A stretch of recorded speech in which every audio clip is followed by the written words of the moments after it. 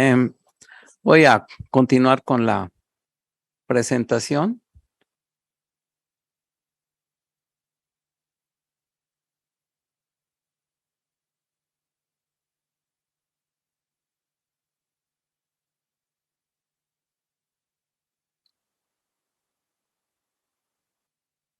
Bien, ¿qué es lo que hemos observado? Pues en realidad lo que estamos observando es que las infecciones de vías urinarias son un problema importante que requiere tratamiento con antimicrobianos, ya sea de problemas a corto o largo plazo. El empleo de estos antimicrobianos, sin embargo, tiene efectos sobre los pacientes. Ya nos mencionaban anteriormente el efecto sobre los aspectos emocionales de las personas, también sobre aspectos económicos, pero también hay que considerar que como estos antimicrobianos se tienen que utilizar en ocasiones durante largos periodos, estos pueden tener efectos secundarios que pueden ser o leves o graves. Los leves pueden ser solamente exantemas o reacciones alérgicas de mínimas o algunos trastornos gástricos. Sin embargo, las alteraciones graves pueden incluso amenazar a la vida del paciente. Y dentro de esto se han mencionado la necrólisis epidérmica tóxica y el síndrome de Steven-Johnson, la enfermedad autoinmune hepática pulmonar o lo que es la colitis pseudomembranosa ocasionada por Clostridium difficile. De ahí la relevancia de buscar alternativas para el tratamiento de estos pacientes, disminuyendo el uso de los antimicrobianos. El primer contacto que se tuvo con los antimicrobianos o antibióticos definidos originalmente como tal fue el hallazgo del doctor Alexander Fleming, quien de manera fortuita encontró que un hongo producía un compuesto que inhibía el crecimiento de estafilococos con los que él estaba trabajando. El doctor Paul Ehrlich había propuesto anteriormente el desarrollo de una bala mágica que tuviera un efecto específico sobre el agente causal de la enfermedad y que no afectara al paciente. Sin embargo, el único antimicrobiano o uno de los pocos antimicrobianos que cumplía con estas características era la penicilina descrita por Alexander Fleming. Es muy interesante encontrar que el mismo Fleming, al estar trabajando con la producción de la penicilina, señaló que no tardaría mucho en verse que este tipo de productos se podrían comprar en casi cualquier lugar y que habría gente que los consumiría sin tener conciencia o de que hubiesen sido prescritos o abandonar el tratamiento, lo que daría lugar a la emergencia de microorganismos resistentes a este tipo de compuestos. En la actualidad, como hemos visto anteriormente, este es un problema serio, ya que el uso de los antimicrobianos favorece la selección de estas mutantes resistentes y eso contribuye a su propagación, lo cual dificulta enormemente el tratamiento de enfermedades infecciosas, incluidas las de las vías urinarias. ¿Qué hacer y cómo hacerlo?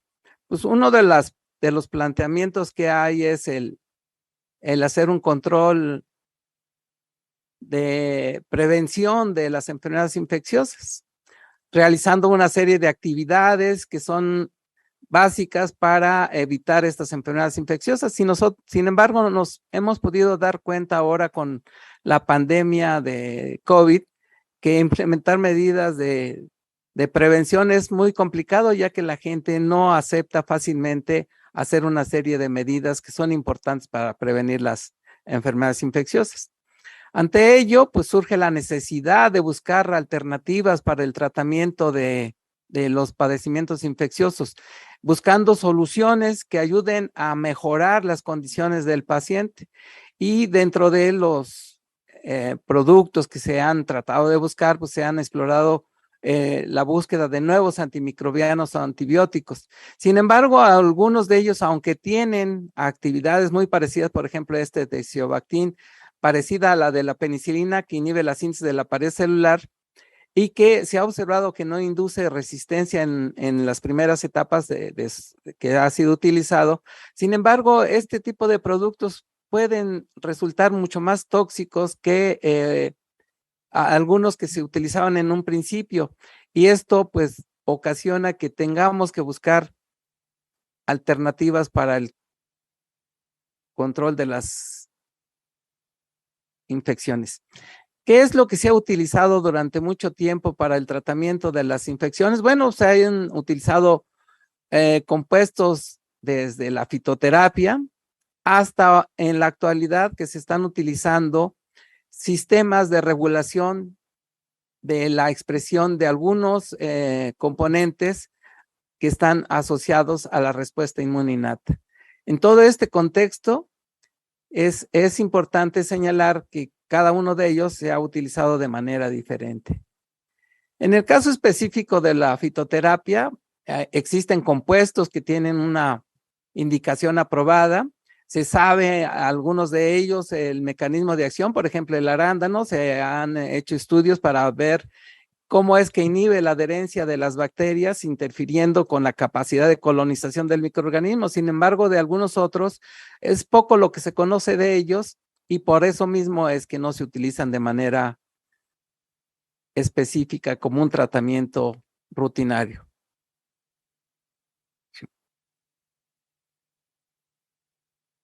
¿Qué hay que hacer al respecto en todo esto?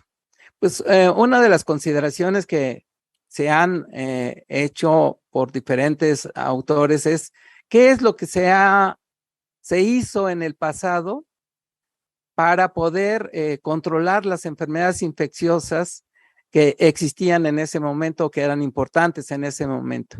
Y si nosotros repasamos lo que se ha hecho en el pasado, pues podríamos de alguna manera afrontar los retos que estamos viviendo en el presente. El avance que se tuvo en el conocimiento de la microbiología y de otros elementos asociados a ella en el siglo XIX permitió a reconocer a esta ciencia como una ciencia a finales del siglo XIX.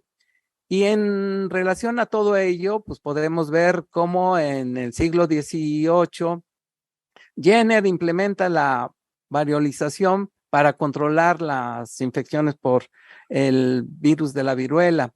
También ya en el siglo XIX, los estudios de Pasteur muestran cómo es que dejando que un cultivo se envejezca, estos cultivos podrían ser utilizados como inmunógenos para prevenir enfermedades, como era el caso del bacilo del cólera aviar. También en trabajos realizados por el mismo Pasteur, en el que analizó cómo cambiando las condiciones de cultivo de algunos microorganismos como el Bacillus anthracis les hacía perder su capacidad de virulencia y poder posteriormente utilizarlos como inmunógenos protectores. Fue así que en 1885 desarrolla una vacuna contra la rabia, atenuando el virus causante de esta enfermedad.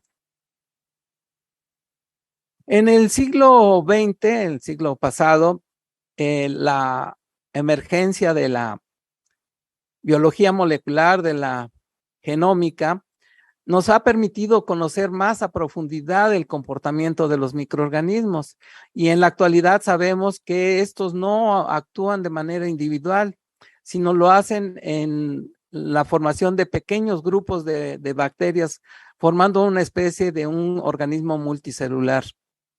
Esto está relacionado obviamente con una serie de elementos que les permiten coordinar la interacción entre ellos para poder formar estos pseudo grupos de bacterias. ¿Qué es lo que también se ha podido conocer con el avance de la tecnología y de la genómica? Pues que en la actualidad sabemos que las bacterias bajo diferentes condiciones, tienen la capacidad de adquirir información genética extra a la que poseen normalmente a través de diferentes mecanismos. Y esto es lo que ha dado la emergencia a cepas con características muy particulares, con una alta capacidad de virulencia y lo que es más relevante para el caso de lo que estamos observando en esta presentación es la resistencia a los antimicrobianos. También con el avance de la genómica es que ahora sabemos desde hace ya varios años que nuestras células no solamente son células eucariontes, sino que tenemos una gran cantidad de microorganismos conformando parte de nuestro organismo. Esto es lo que se define ahora como el microbioma. Y del microbioma sabemos de la existencia del microbioma en la piel, en el tracto digestivo, en tracto respiratorio y también el microbioma de las vías urinarias. Este microbioma, como bien sabemos, tiene un papel muy importante en la regulación de muchos procesos, tanto funcionales del organismo como de protección, ya que ellos de alguna manera interfieren con la colonización de los patógenos. Es por ello que el uso de antimicrobianos es un elemento con un efecto doble sobre el hospedero. No solamente está relacionado con la selección de las mutantes resistentes, sino con la eliminación de algunos de estos microorganismos que están jugando un papel importante en la homeostasis del organismo, realizando algunas funciones biológicas, pero también evitando que patógenos colonicen al organismo. El conocimiento de la estructura antigénica de Escherichia coli, así como de otros de sus componentes asociados con la capacidad para colonizar o moverse, ha permitido, y regresando un poco al planteamiento de qué es lo que podríamos hacer para controlar las enfermedades utilizando los conceptos reportados durante el siglo XVIII-XIX, es que se empezaron a diseñar los lisados de bacterias para el tratamiento de las infecciones del tracto urinario. Esto asociado obviamente al conocimiento de que había ciertos grupos de Escherichia coli que estaban relacionados con las infecciones de vías urinarias y con la participación de otros posibles patógenos. Con estos elementos es que se empezaron a elaborar lisados de bacterias de diferentes tipos. En el caso del Urovaxon se utilizan 18 cepas de Escherichia coli obtenidas de 2 colecciones diferentes. En el caso del Uromune se utilizan no solamente cepas de Escherichia coli, sino de algunos de los otros patógenos que se han relacionado con la infección del tracto urinario. Y la vía de administración es diferente en cada caso, puede ser por vía oral, por vía sublingual o por vía vaginal o a través de la inyección intramuscular. Los resultados que reportan los diferentes estudios realizados con estos compuestos son variables. Algunos señalan que son importantes para controlar las reinfecciones. Sin embargo, también se han reportado problemas asociados a su empleo, como pueden ser efectos colaterales importantes. En la década de los años 30 del siglo pasado, el doctor Almorot Edward Wright,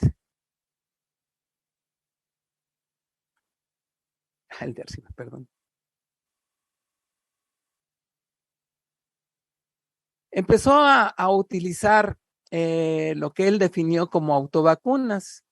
Estas autovacunas se preparaban o se preparan con un compuesto elaborado con los microorganismos que eran aislados del paciente con el cuadro clínico. En estos estudios que hizo el doctor Wright, se pudo observar que en ocasiones el dar este tipo de compuestos antes de una cirugía de vías urinarias evitaba que los pacientes tuvieran una complicación asociada a una infección generalizada. En el caso específico de estas autovacunas, en la década de los 60 fue la etapa más productiva en su uso. En esa época se presentaron muchas publicaciones relacionadas con el empleo de las autovacunas y su uso como un método para prevenir enfermedades infecciosas. Sin embargo, la emergencia de los antimicrobianos y de una gran cantidad de antibióticos que se empezaron a identificar es que entró en desuso y en la actualidad, pues, en nuestro caso, nosotros decidimos retomar este producto para evaluar si eran útil para el control de las infecciones de vías urinarias. Nosotros utilizamos como criterio para el desarrollo de esto estudios previos que se hicieron en animales que eran inmunizados con algunos antígenos de la cepa SUPEC y que mostraban, al ser inmunizados estos animales, que se estimulaba la respuesta inmune de mucosas. También en estos estudios se observó que su efecto favorecía el incremento en los títulos de anticuerpos en el suero y en orina, y esto tenía una correlación con la reducción de las bacterias en la vejiga y en la duración de la infección. Estos lisados o autovacunas se preparan con las bacterias, como ya se mencionó, aisladas del paciente en específico, o sea, es individual, es un producto individualizado que se cultivan y se inactivan por calor. Con ellas se elabora una suspensión que posteriormente se filtra y se administra por vía oral con el propósito de activar la respuesta de mucosas. Con esto también se pretende que se incremente la producción de inmunoglobulinas M y G y así como la producción de linfocitos para una respuesta secundaria.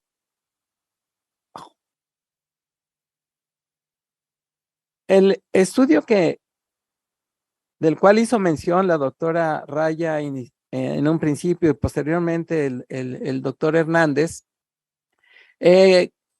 lo realizamos, como ya se hizo referencia, en niños, pero también incluimos en el estudio adultos en edades entre 19 y 84 años, individuos con infección reacia al tratamiento con antimicrobianos.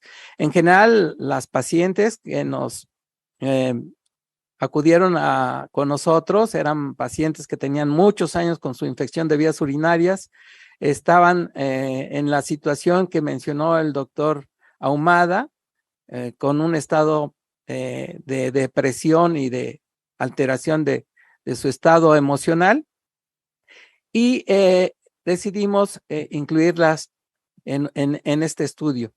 El resultado de los dos estudios, tanto el que hicimos en colaboración con la doctora Raya como en adultos, fueron publicados. Y lo que observamos nosotros en el estudio fue tal como mencionó la doctora Raya. Después de administrar la autovacuna, había una negativización de los urocultivos, la cual variaba desde 11 meses hasta hemos tenido pacientes con más de 24 meses de duración de no haber vuelto a presentar una infección de vías urinarias.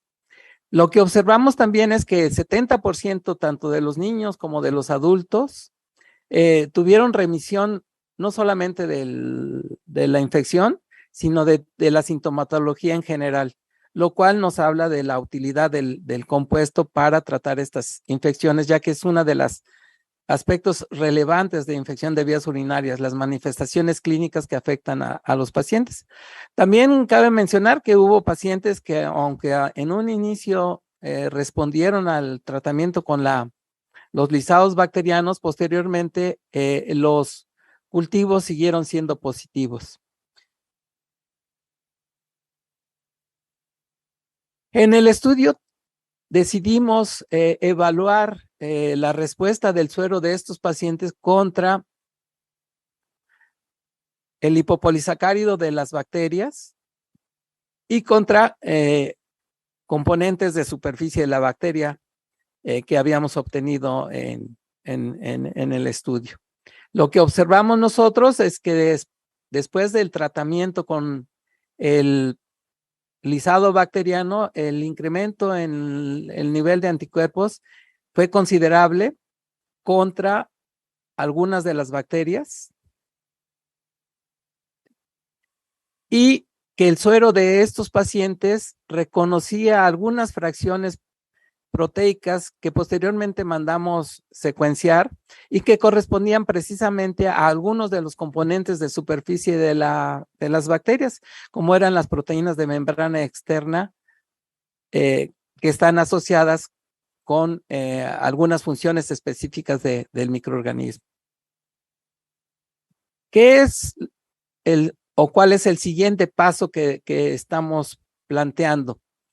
Pues debido a que el costo de una vacuna monovalente es muy elevado, hemos propuesto el diseño de un lisado polivalente, considerando los resultados que anteriormente nos refirió el doctor Hernández, en donde pudimos observar cuáles son los serotipos más comunes asociados a la infección de vías urinarias con relación a Escherichia coli. Estamos utilizando también algunas de las Klebsielas que aislamos y algunas de las otras bacterias que se aislaron durante el proceso. El compuesto está perfectamente caracterizado y ya se hizo un modelo en ratones para observar si no tenía un efecto nocivo sobre los ratones, y en el estudio que tenemos al respecto no ejerce ninguna alteración en ningún órgano de los ratones, ya que se hicieron estudios histopatológicos. También lo que hicimos fue evaluar el suero de los pacientes que previamente habían sido tratados con el lisado monovalente, y observamos que el suero de estos pacientes reconoce preferentemente el lipopolisacárido y algunos componentes de superficie de la bacteria, al igual que lo que sucedía cuando trabajábamos con el lisado monovalente. ¿Qué hay con respecto al desarrollo de nuevas vacunas? Pues hay diferentes avances al respecto que se han venido probando en animales y utilizando para ello diferentes antígenos de la bacteria, es decir, se han utilizado cepas mutantes que expresan alguna de estos componentes en particular y se han probado en animales. Sin embargo, hasta el momento no se ha dado la autorización para su uso en los Estados Unidos. Otro aspecto que se ha ido estudiando al respecto para el desarrollo de vacunas es el empleo de proteínas fusionadas, que son biomoléculas que potencialmente se pueden utilizar para el desarrollo de vacunas. En el Hospital Infantil de México se cuenta actualmente con una cepa, que es la UPEC U52, que tiene las proteínas fusionadas para fimbrias de tipo 1 y fimbrias P, que están relacionadas con la capacidad de colonización de las escherichias. En trabajo realizado en modelos en animal, aparentemente hay protección, sin embargo, no se cuenta aún con resultados realizados en pacientes. Un aspecto importante en la infección de las vías urinarias y en la respuesta del hospedero ante la infección de vías urinarias es la respuesta inmunológica. Estudios recientes que se han desarrollado para evaluar qué sucede con respecto a esta primera línea de defensa contra la infección, pues se ha observado cómo es que la interacción de la bacteria con sus receptores y con receptores tipo TOL activan la respuesta inmune innata en sus diferentes modalidades, como es la producción de productos solubles, células e incluso algunos péptidos antimicrobianos. Y como posteriormente activa la respuesta secundaria. También se ha observado cómo en el momento en el que esta respuesta se empieza a activar, la sintomatología empieza a disminuir. Sin embargo, también lo que se ha podido observar es que en ocasiones esta respuesta, y dependiendo del individuo, esta respuesta que puede estar regulada, en algunos estudios hechos en ratones que tienen deficiencias genéticas, se ha observado que cuando no hay esta regulación, hay una hiperactivación de las enzimas de los genes que producen las enzimas proinflamatorias y se ocasiona un daño severo a los tejidos. Algo muy parecido a lo que se observó con el caso de COVID-19. Lo que se ha propuesto para manejar este tipo de problemas es lo que se ha definido como una inmunorregulación a través del uso de inhibidores o de compuestos que activen las vías que están inhibidas. Esto es un trabajo que se hizo en ratones que no expresaban el interferón 3 y cuando esto se bloquea el interferón 7, que es el que conduce a la hiperactivación de la respuesta inmune, el paciente mejora.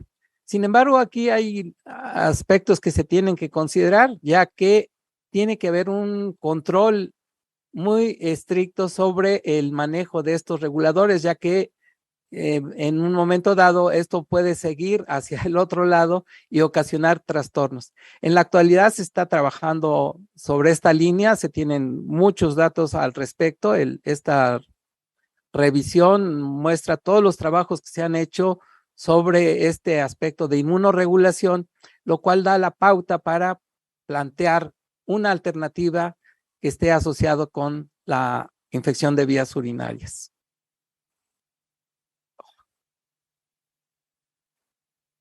¿Qué es lo que tenemos que hacer? Pues tenemos que ver más allá de lo que estamos viendo o de lo que percibimos. Hacer esto nos va a permitir entender mejor la relación entre el hospedero y el parásito. Es decir, no nos debemos enfocar exclusivamente a una parte.